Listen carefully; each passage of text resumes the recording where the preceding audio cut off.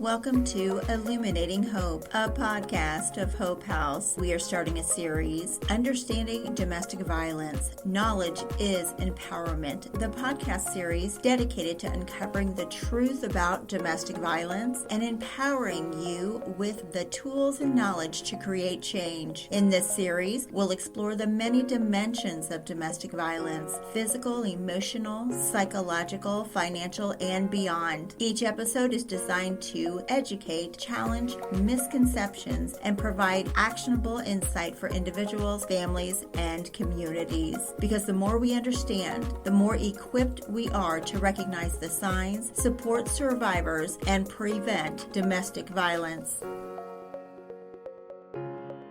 Julia Holtemeyer is the Resource and Training Specialist for SPARC, the Stalking Prevention Awareness and Resource Center, and AEquitas initiative. In her role, she provides training and technical assistance, develops original resources, and collaborates with partners to enhance the ability of multidisciplinary professionals to recognize and respond to stalking. Julia's work in gender-based violence began more than 15 years ago as a college student when she worked at a rape crisis center and as a peer educator. Since then, she worked as a Peace Corps volunteer in Tanzania in gender integration in global health with USAID, and to improve how multidisciplinary professionals identify and respond to domestic and dating violence, sexual assault, and stalking. Hi, Julia. Welcome to the Illuminating Hope podcast. We're glad you're here. Thank you so much for having me and for inviting SPARC today to talk about stalking. I am the Resource and Training Specialist at SPARC, and we are a small but mighty team funded by the Department of Justice, Office on Violence Against Women, to help the helpers in identifying and responding to stalking. So we do not do any direct victim services. We're not funded at all to provide victim services or work directly with victims. What we do is chat with all the professionals working with stalking victims and holding offenders accountable. On our website, which is stalkingawareness.org, you'll find lots of information about stalking, as well as resources and guides, tip sheets, tools for victim service providers, prosecutors, law enforcement, judicial officers, campuses, really anyone in the U.S. who's willing to talk to us about stalking.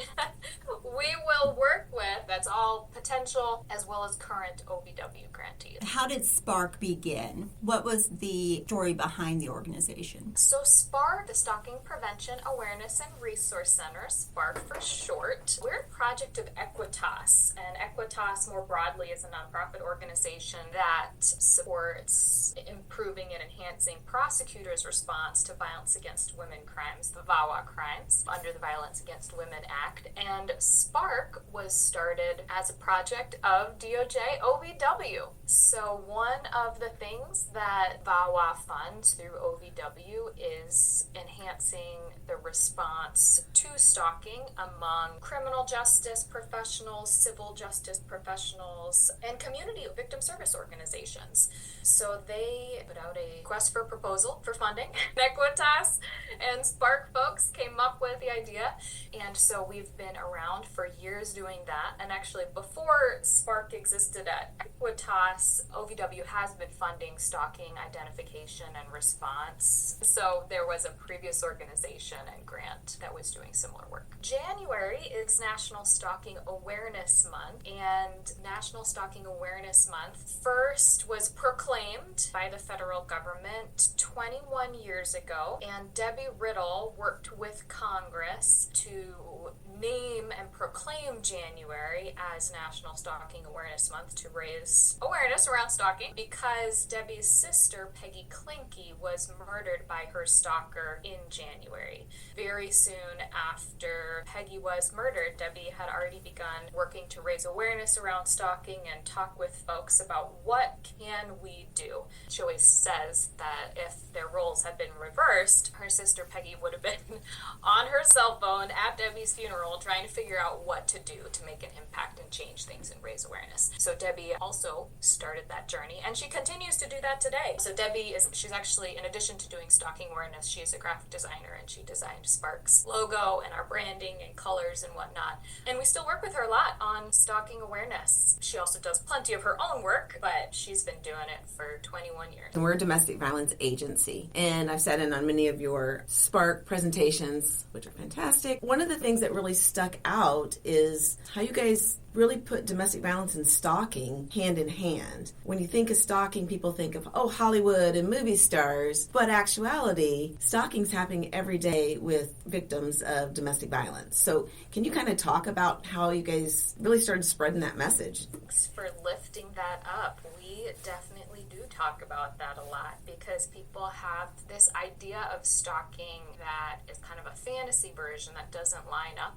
with the realities of it. And so one of the things we're doing as we raise awareness and work with professionals is trying to explain and discuss those realities so that people can better identify it. And as you said, stalking co-occurs with intimate partner violence a whole lot. It happens before, during, and after domestic violence relationship situations. And so you mentioned celebrities and stalking, and there is this kind of idea that stalking is something that strangers do to celebrities, which certainly happens, and I don't want to minimize the impact and the trauma that has on those celebrities, because that's terrifying to have a stranger who you don't know come into your house or telling you that you're married, or any of the terrifying things that they do. But there's also this idea that stalking maybe happens after a relationship ends, when one partner just can't let go. And again, that does happen. Really, we also see stalking happening a lot during relationships as well. And the vast majority of stalking victims do know their stalkers. So about 40% are current or former partners. It differs a bit by male and female victims, but about 40% are current or former intimate partners, and another 40% about our acquaintances, friends, roommates, former roommates, colleagues, former colleagues. And so it's really the vast majority of stalking situations involve people who know each other, not strangers. For example, imagine the power and control wheel that folks in domestic violence service provision use and talk about a lot. Stalking is not listed in there, but I would say it really can be part of the power and control, the coercive tactics that abusers use to manipulate their victims and try to exert control over them. And so stalking is a pattern of behavior directed at a specific person that would cause a reasonable person fear. And I can go more into our definition if you'd like. But really, if you think about domestic violence and the power and control wheel and all the different types of abuse and manipulation that we list and talk about and name under the umbrella of intimate partner violence, pretty often it is a pattern of behavior directed at a very specific person, and a reasonable person in that victim situation would feel fear or emotional distress. And that's our definition of stalking. So they co-occur and intersect a lot. We also see, of course, stalking happening outside of domestic violence and intimate partner situations, but that pattern can be going on during a relationship, can start before a relationship, and it can continue after. Can you talk a little bit more about the definition? I think that people do get very confused about it and what would constitute stalking, and I do think that we use it in different ways. What's the definition that you use for stalking? Yeah, I totally agree. People get confused. I don't want to say it's overly complicated, because I don't think it is, but the semi-complicated thing about stalking is that it's much like domestic violence. It's not a single thing. It's not like burglary or property damage or property invasion, where it's a very clear-cut, this is the behavior, the act, the incident that happens, and then we have our crime. Instead, stalking is literally any behavior that the stalker comes up with as part of their pattern of behavior that would make a reasonable person feel for their safety or suffer substantial emotional distress. Let me go back and fully lay out the semi-complicated definition and then go through it. So it's a pattern of behavior. That just means more than one incident, 2 or more. So each criminal statute in all of our U.S. jurisdictions, all of which have a criminal statute for stalking, but each one defines it a little bit differently. So here I'm just talking about the behavioral definition.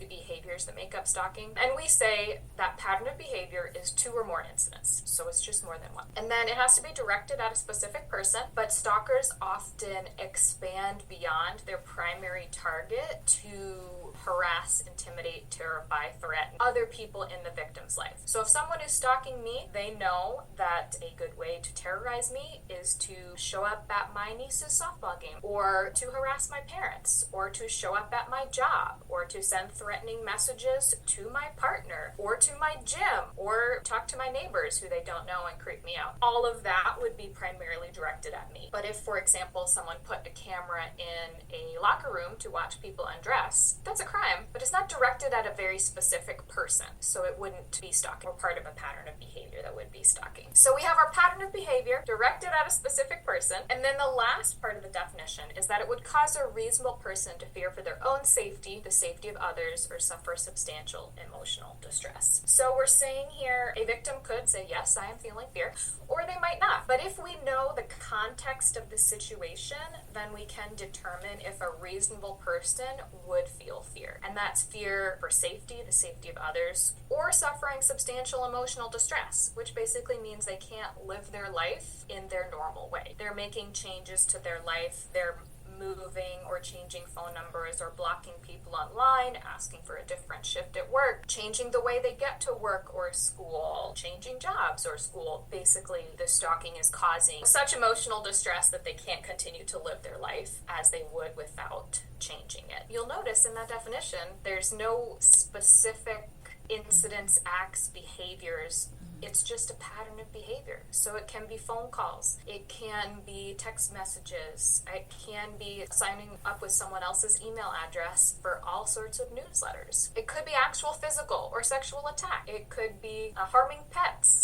I mean, it can be putting someone's personal information on the internet or getting third parties to harass, intimidate the victim. We have long lists of behaviors basically and we have a whole framework for discussing and figuring out what's going on. The sky's the limit in as creative, perversely creative, that stalkers can be for what the stalking behaviors actually are. You mentioned somebody else harassing. Can you tell me what is the difference between stalking and harassing? We say the difference is fear. Okay. Fear and emotional distress. That's the simple answer. Harassment generally would cause someone to be annoyed, frustrated, upset, but it wouldn't cause someone to make changes to their life. It wouldn't cause someone to fear for their safety, the safety of others, or suffer substantial emotional distress. And if it does, then it's no longer harassment, it's stalking. Now, harassment is often part of a stalking pattern of behavior, but harassment, I would say bullying, similar issue there in stalking, that fear is the thing that separates them. But in reality,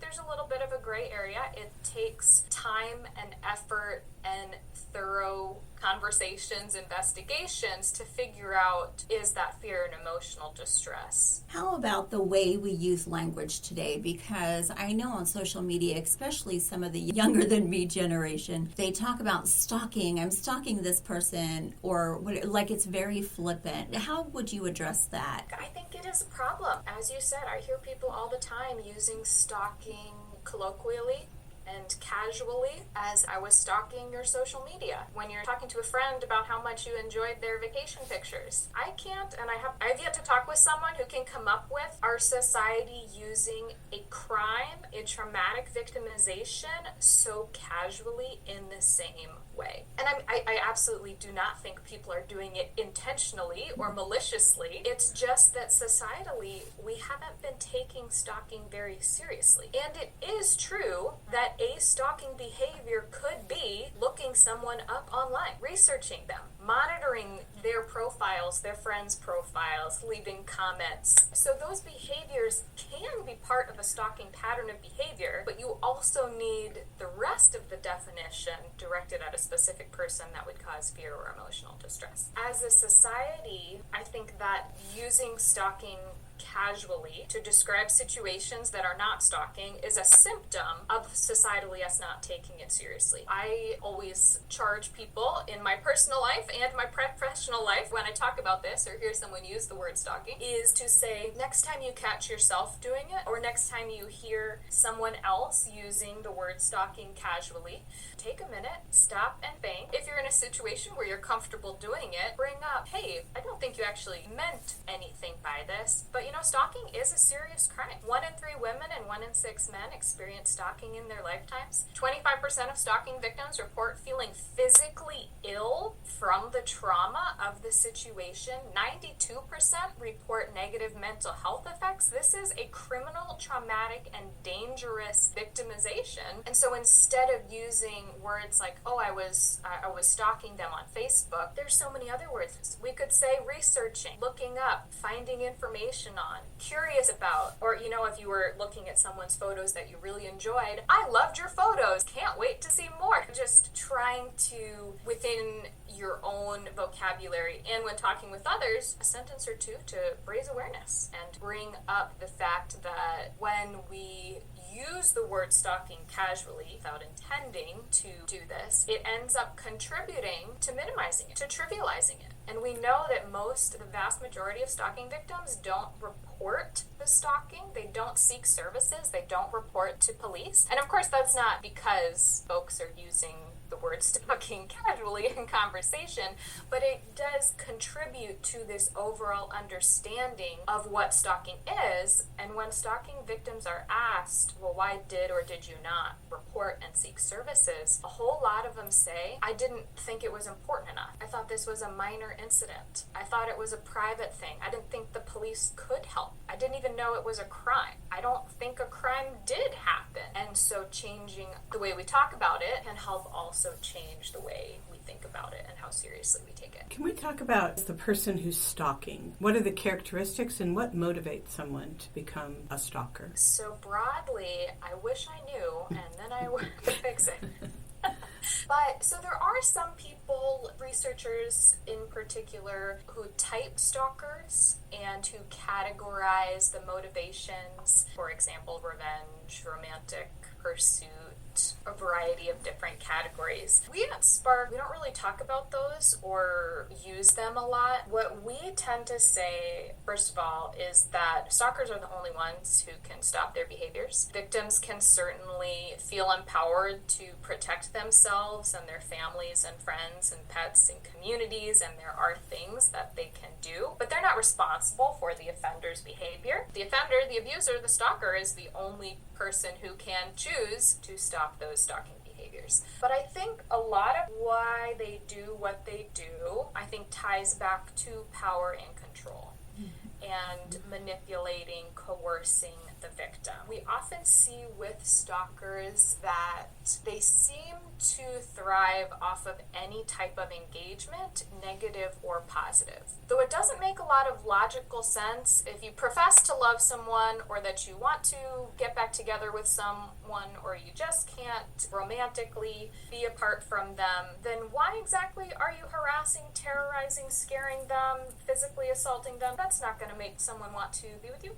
It doesn't make logical sense. But stalkers tend to thrive on negative or positive interactions. So kind of an example that I use a lot is if I have a stalker and they call me 50 times in an hour and I don't pick up, and then I'm so frustrated on the 51st call that I pick up and say, I hate you, I never want to talk to you again, I've told you this before, I'll tell you it again, stop calling me, I'm going to report this to the police if you call again, and then I hang up. Generally, the stalker's thought process isn't, she's really upset, doesn't want to talk to me anymore, I should respect that and leave her alone. Instead, it's, oh great, tomorrow I just got to call her 51 times and I will get a reaction. There's that power, that control. I can manipulate, coerce, or just maneuver the victim into doing what I want as the stalker. I think what you said was really to highlight. You said it's the manipulation that the stalker does. This is an intentional act. They know exactly who their victim is. The work and effort that they put into it, I don't think should be dismissed, because I think often stalking is seen as a one-off. It's just a coincidence.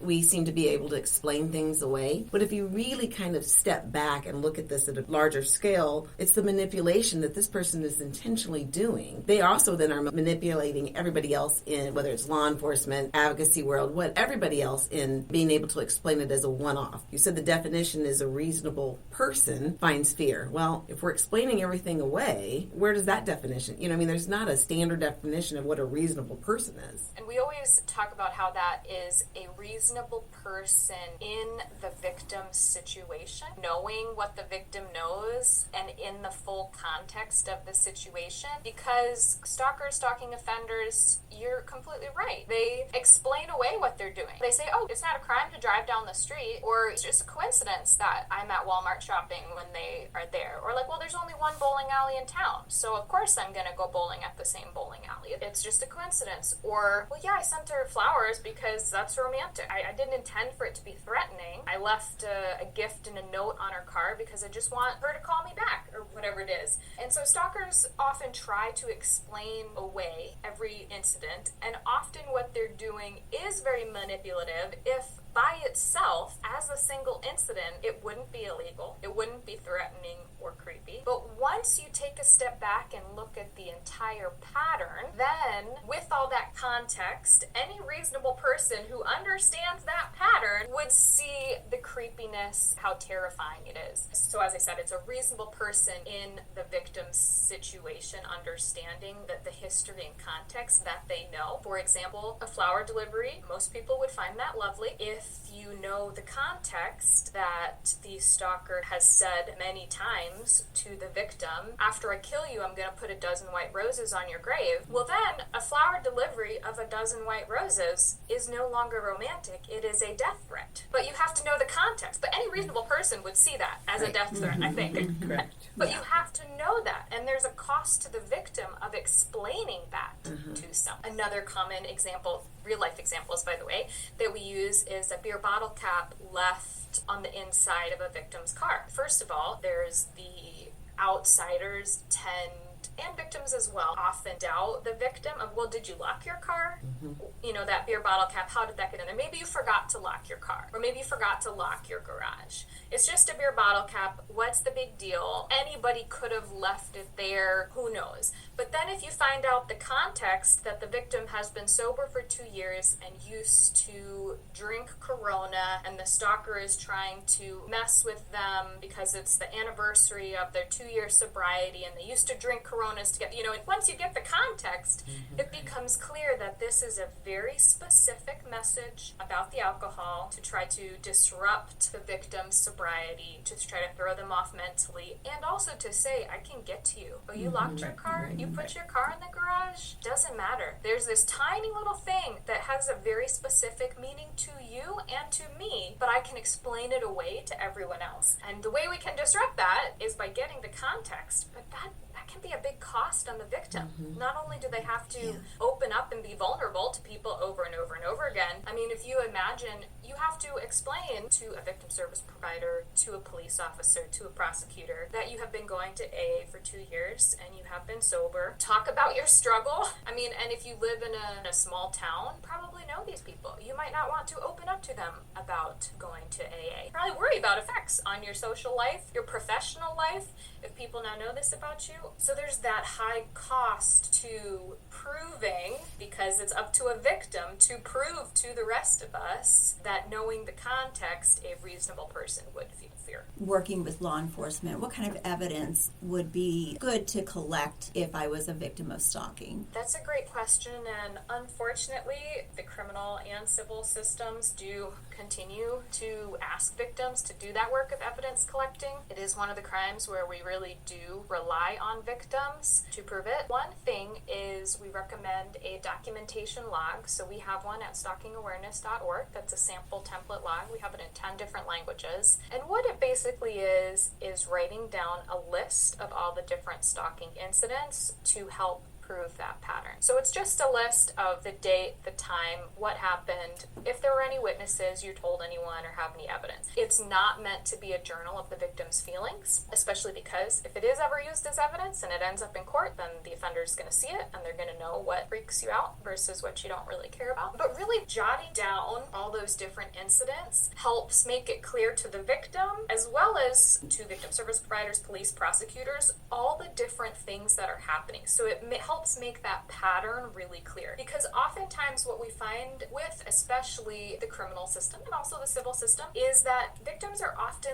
left at incident number 1 in the pattern. Because if they call and report a beer bottle cap in their car and the response is, that's not a crime, this is not a big deal, I'm not going to write a report, let alone charge someone or do an investigation to try to charge someone with a crime, they're still at incident 0. So when there's a note, no one takes that seriously and they're still at incident 0. The phone calls, well, that's not illegal, so no one takes that seriously, they're still at incident 0. And then suddenly it isn't until there's a physical assault or a break-in, suddenly, then that becomes incident number 1, but nothing else is documented. And so those documentation logs are helpful for victims to prove their case, as well as to think through themselves these things that have happened to me. And every single one of them isn't going to have enough evidence to be presented in court, but it does help to really bring to light and show that this is a pattern. Our criminal justice system is set up to respond to single incidents. Mm-hmm. It's not really set up to respond to patterns of behavior. Yeah. Documenting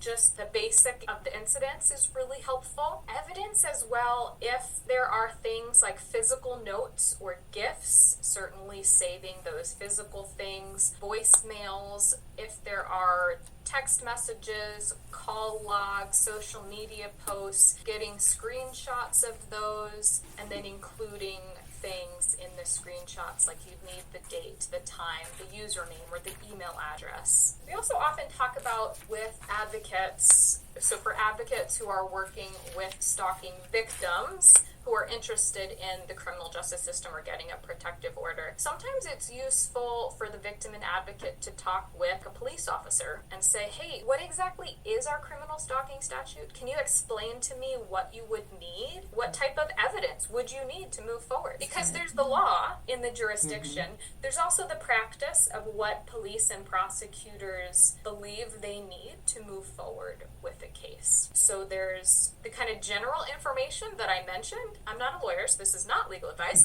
but also every jurisdiction does things a little bit differently. And so they're going to say, well, I need this type of evidence. And sometimes, they really do have to prove victim fear, or they don't have to prove victim fear, they only have to prove reasonable person fear. Most jurisdiction, there's also the aspect of the offender intent. So we talked about this before, when offenders will say, oh, no, I just called her 50 times, not as a threat. I didn't mean it like that. Or, she's misconstruing everything. I didn't mean these things to be threatening, even if the victim is taking them that way. But police and prosecutors, judges, our whole system is really already set up to determine the intent of an offender. If you think about if a car hits a pedestrian, we have different criminal statutes for if that was a pure accident, if they were recklessly driving in an area and should have known that they were putting pedestrians in danger, if they targeted that pedestrian and actively decided to hit them with their car. Police and prosecutors and judges need to apply that same thing to stalking. And so the training is there. They understand the difference. It's just applying that. And many people in the system have never received training on stalking. That's part of why SPARC exists. And we can do those trainings free of charge to potential and to current OVW grantees. So, for example, if a victim is being stalked and harassed on social media and they change their account profile to private and they block the stalker who is sending them messages or commenting, and the stalker keeps creating new email addresses, new profiles, new accounts to contact them, I think police and prosecutors, that's like handing them evidence on a silver platter. Yeah. Yeah. Everybody everybody knows that if you get blocked, that literally means the person doesn't want to talk to you. They don't want you to contact them anymore. They are saying no. If I then go around that and make a new one, guess what? I knew what I was doing. This is, again, what judge, lawyer, police officer Julia is saying, who has never held any of those positions. But I think it can be really useful to talk through what kind of evidence do you need? Can we make the case that this blocking an account and then making a new one is enough to get over the intent threshold? That's good information. What kind of role can schools and community organizations play in preventing and addressing stalking specifically? I think working with youth is so important, and more generally doing that prevention and awareness in schools, workplaces, community organizations. As we were talking about before with the casual use of the word stalking, it starts young and quote-unquote everybody is doing it. Trying to change that conversation can be really impactful. Basically talking about what stalking really is and that it's criminal, traumatic, dangerous. So just countering this perception of stalking with the realities of it is really powerful. We have on our website, we have some awareness materials. We have brochures and posters about stalking and a victim handbook that kind of explains the basics of what stalking is in simple, clear language. So those can be useful. When we're teaching and raising awareness around stalking, because like we've talked about, the behaviors that are stalking behaviors are only limited by how creative the stalker is, and targeting their victim with what they think will freak them out, creep them out, terrify them, terrorize them. So because a stalking behavior can be anything,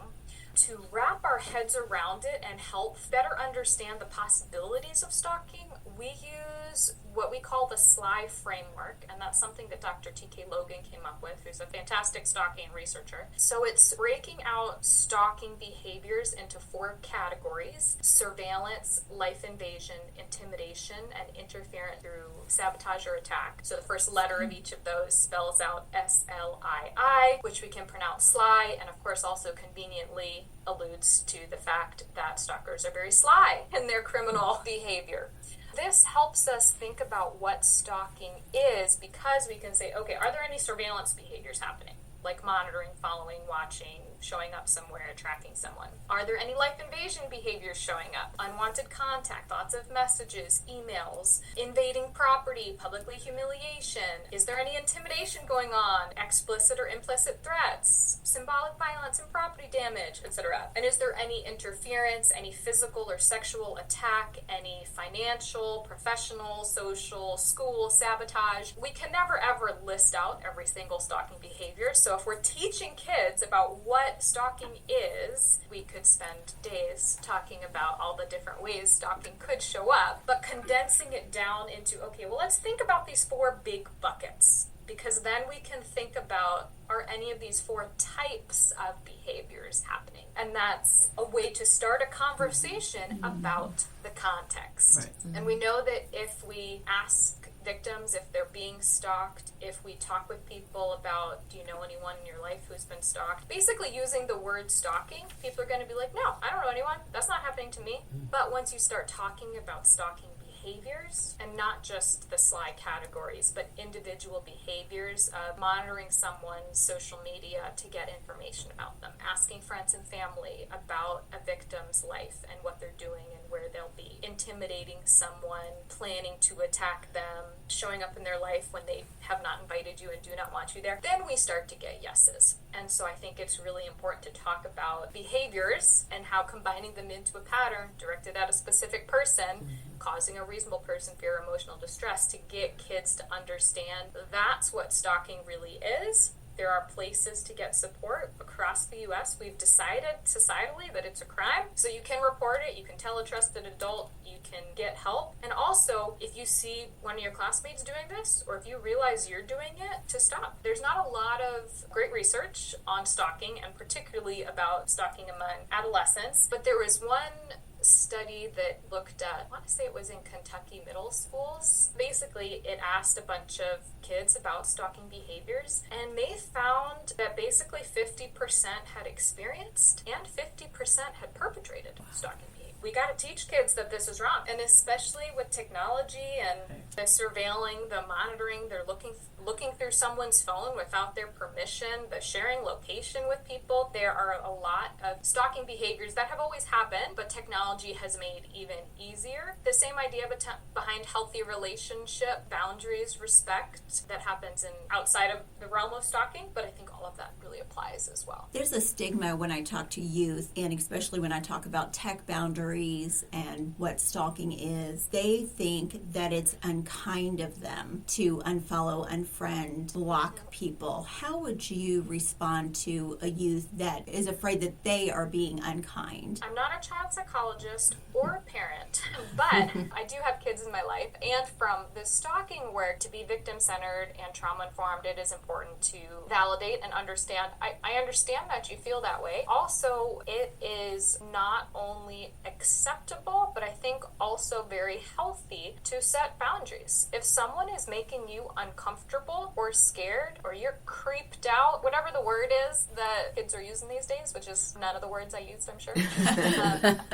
Very Gen X verbiage. That it's not only acceptable, it's healthy, and it's important to respect their own boundaries and to enforce that with others. If someone is creeping you out or being mean or rude to you online, it's okay for you to block them. It's also okay for you to decide, well, there's someone who really wants to be my friend. I don't like them that much. They weird me out, or I'm busy and I would rather do these other things. That's okay too. You can do that in a way, and kids of course have to learn how to do that in a way Right. of being respectful, not being intentionally mean or rude about it. Any more information that you'd like to give? I really appreciate you all bringing me on and contacting SPARC to do this. The only other thing I would reiterate or bring up is that January is National Stalking Awareness Month, particularly in January, but throughout the year we encourage people to talk about, to learn about, to share knowledge about stalking. January is a great time to start or enhance those conversations, and on our website,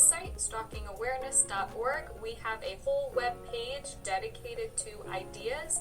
We have lots of templates of things hopefully you can just pick up and use, from press releases to daily social media posts, certificates of appreciation for folks doing great stalking response in your communities. We are so thankful that you came on today, and we're so thankful for SPARC, the organization, for all the resources and webinars and everything you provide to help come alongside all of, especially the domestic violence organizations like Hope House. Thank you so much.